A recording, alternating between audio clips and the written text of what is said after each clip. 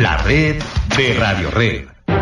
Estrategias de Cibanco por Somoza Musi presenta Inversiones en Red con Jesús Martín Mendoza. Son las 7:16 y saludo con mucho gusto, por supuesto, a Juan Musi. Juan, muy buenas tardes. ¿Qué tal, Jesús? Qué gusto estar aquí contigo. Buenas tardes. Platicar contigo sobre la Junta de la FED, después de la Junta de la FED y las minutas de Banjico. ¿Qué esperas? ¿Qué esperas de la economía para el segundo semestre, para las tasas de interés y el tipo de cambio? Perfecto, Jesús. Pues te cuento, es una pregunta interesante, de respuesta un poquito extensa, y te cuento poquito a poco. Primero, Estados Unidos. Estados Unidos tuvo su reunión de política monetaria. Se había especulado muchísimo y se pensaba a principios de año que a más tardar en junio vendría el primer incremento de tasa. No fue así, ya fue esa reunión y no fue así. No fue sorpresa porque ya de alguna manera, conforme fue avanzando el año, dimos por descontado que no sería en junio el primer aumento de tasa. Y déjame decir entre paréntesis, ¿por qué preocupa tanto al mundo el aumento de tasa? Porque al final lo que haga Estados Unidos en materia de tasas de interés va a repercutir en el mundo entero. Subir la tasa de interés es subir el costo del dinero. Es subir el costo de los créditos. La gente que debe dinero en Estados Unidos y en el mundo, cuando te suben la tasa de interés tendrás que destinar más de tu ingreso a pagar las deudas que tienes. ¿Por qué? Pues porque cuando quieres encarecer el dinero, lo que quieres provocar es que la gente tenga menos dinero para gastar y por ende que la inflación no se te vaya a salir de control. Eso es lo que hay detrás de este tema del aumento de tasa de interés. Ahora, ¿por qué no se dio en junio y por qué no fue sorpresa? Porque el primer trimestre en la economía norteamericana fue malo, fue desastroso. De hecho, hoy se corrigió la cifra, fue un primer trimestre negativo, no tanto como se había pensado, menos 0.7, y se corrigió a menos 0.2, pero de todas maneras un trimestre de contracción económica y no de crecimiento económico. Entonces, era un poco contrastante o un mucho contrastante pensar que las tasas de interés pudieran aumentar, sabiendo que la economía norteamericana había tenido este difícil arranque de año por factores climáticos, por un dólar fuerte, por una moneda muy muy fuerte, que eso te resta competitividad, y también porque hubo muchas huelgas que afectaron muchas zonas y puertos de la Unión Americana. ¿Qué viene hacia adelante? Segundo, tercero y cuarto trimestre, seguramente crecimientos fuertes, una economía sólida, una economía que está caminando, y por ende, ¿qué va a pasar en el segundo semestre? Septiembre, que es la siguiente reunión de la FED, seguramente viene el primer incremento de tasa, al menos eso creemos nosotros en Somoza Musi, en Cibanco. Creo que en septiembre viene un aumento ligero de 0.25%, eso evidentemente va a repercutir en el propio Banco de México, que responderá también subiendo las tasas de interés. Y en ese momento no me extrañaría, Jesús, ver un tipo de cambio que hoy, por cierto, cerró en 15.50, de nuevo por temores en la zona griega y demás, en los que podamos verlo por arriba de 16 pesos el interbancario. O sea, creo que debemos de estar preparados y listos para ello. Si eso pasa, debemos de aprovechar y vender dólares y no salir con miedo a comprarlos, ¿no? Será un momento para aprovechar y salir del dólar, si esto pasara, ¿no? Segundo semestre debe de ser un semestre de crecimiento económico mejor para la economía norteamericana, por ende mejor también para la economía mexicana, pero pues con toda sinceridad decirte que si México crece 2.5 o 2.6% en todo el año, pues sería yo creo que el nivel máximo realista alcanzable, que es muy mediocre, tirándole a pobre. No es una buena cifra, desafortunadamente. Mucho se ha discutido ese tema, Juan, que México crece, a final de cuentas, año con año está creciendo, pero ¿qué tanto ayuda a enfrentar los problemas del país ese tipo de crecimiento, ese nivel de crecimiento? Mira, es que este nivel de crecimiento yo digo que es malo porque al final de cuentas tienes un país que tiene más de 50 millones de gente instalada en la pobreza. Necesitaríamos crecer a tasas por arriba del 4,5 o 5% de manera sostenida, es decir, no solamente un año, sino de manera sostenida, me refiero a un sexenio, una década, tal cual les ha pasado a países similares al nuestro. Digo, no es que China sea similar al nuestro, pero China logró ubicar a mucha gente en clase media, gente que venía de estratos bajos, gente que comía 2 veces al día, que ya come 3, gente que vivía improvisando vivienda, que ya tiene una casa formal, propia, etcétera. China lo logró creciendo a 2 dígitos, arriba del 10% durante más de una década. Brasil, en Brasil se benefició mucho de ese crecimiento chino porque hay un gran intercambio comercial entre Brasil y China, y en la época de Lula, recordarás, Brasil crecía en promedio a 6,5% y 7%. Es así como Brasil nos rebasa por la derecha, literal, Jesús. O sea, nosotros éramos una economía más grande que la brasileña hace 15 años, y hoy la economía brasileña es casi del doble del tamaño de la nuestra, ¿no? Entonces, para hablar de un país que crece a una velocidad moderada o decente y que está cada vez instalando a gente, a población en un mejor nivel de vida, esto no se puede concebir si no es arriba del 4,5%. Entonces, cuando a mí me dicen, oye, ¿cómo ves el crecimiento de México? Para las necesidades de México, muy mal, ¿no?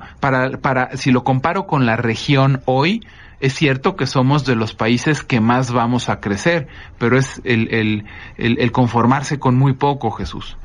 ¿Qué le pone el freno de mano entonces al crecimiento en México? Porque es un problema, entiendo, por lo que tú no bien nos comentas, Juan, que se viene acarreando. Sí, yo creo que el tema tiene mucho que ver con que no hemos sido capaces de generar crecimiento interno, no hemos sido capaces de encontrar los incentivos y las medidas y las formas. Déjame mencionarte algunos ejemplos que me vienen a la cabeza. Una reforma fiscal mucho más incluyente, con una base de contribuyentes más amplia, y no los mismos que producen y que generan dentro de la economía formal pagando más. Ese es un buen ejemplo. Una reforma fiscal que hoy no te permite, por ejemplo, tener deducibilidades de cuestiones que pudieran tener incentivos para el crecimiento de las personas y de las empresas, inversiones que generarían más empleos, que generarían más riqueza. Pues hoy está topado el tema, ¿no? Tasas impositivas mayores cada vez, ¿no? El que pagaba el 30 paga el 32, el que paga el 32 paga el 33, etcétera, ¿no? Y también cuestiones que tienen que ver con proteger, por ejemplo, se me ocurre a la industria mexicana.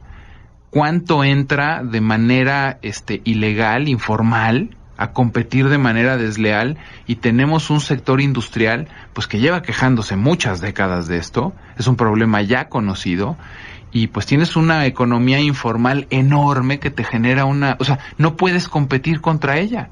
Porque si tú eres formal, pues tienes una serie de costos que no puedes aislar de tu ecuación, mientras que un informal, pues simplemente con importaciones ilegales y con precios por debajo de las prácticas usuales del mercado, te quiebra, ¿no?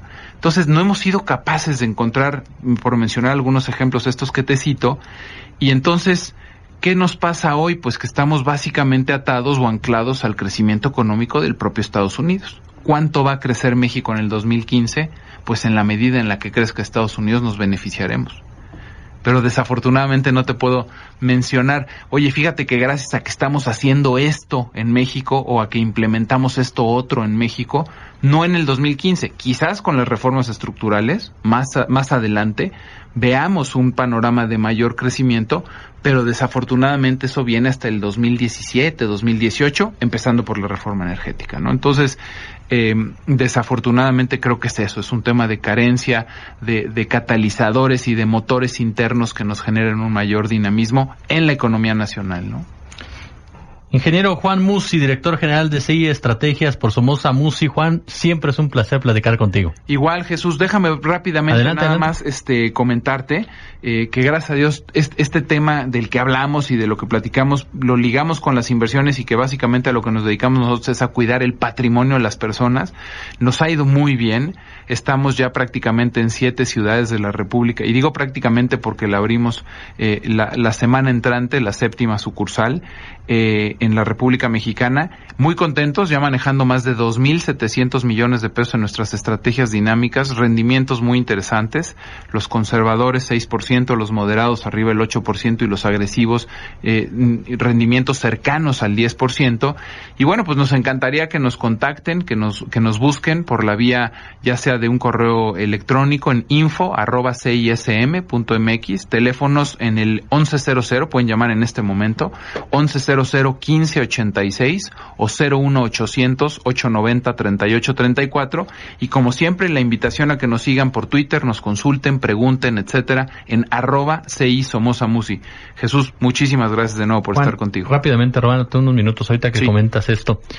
La recomendación para una persona, por ejemplo, una persona que acaba de recibir su finiquito laboral, que tiene, vamos a suponer, 20,000, 30,000 pesos en la mano y se acerca a ustedes, ¿cuál es la recomendación que ustedes le hacen? Mira, como nosotros somos una empresa del sector financiero, que tenemos un grupo financiero, tenemos banco, tenemos casa de bolsa, tenemos operadora de fondos, por un monto así, yo les diría, por un monto menor a 500,000 pesos, que es el ejemplo que pones, tú hablabas de 20,000 pesos, sin duda, búsquenos porque hay fondos de inversión que son extraordinarios y que tienen la posibilidad de darte un rendimiento muy bueno, donde los montos mínimos son precisamente 20,000 pesos.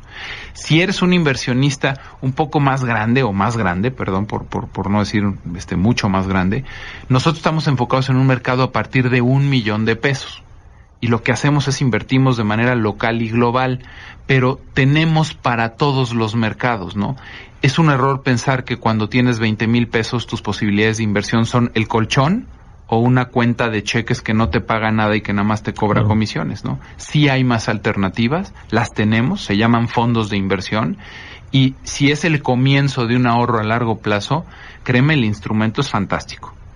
Juan Musi, siempre es un placer. Igualmente, Jesús, qué gusto verte y saludarte. Igualmente, 7:27. Estrategias de Cibanco por Somoza Musi presentó Inversiones en Red con Jesús Martín Mendoza. Para mayor información marque al 1100-1586 o desde el interior sin costo al 01800-890-3834. www.cism.mx. Correo electrónico info@cism.mx.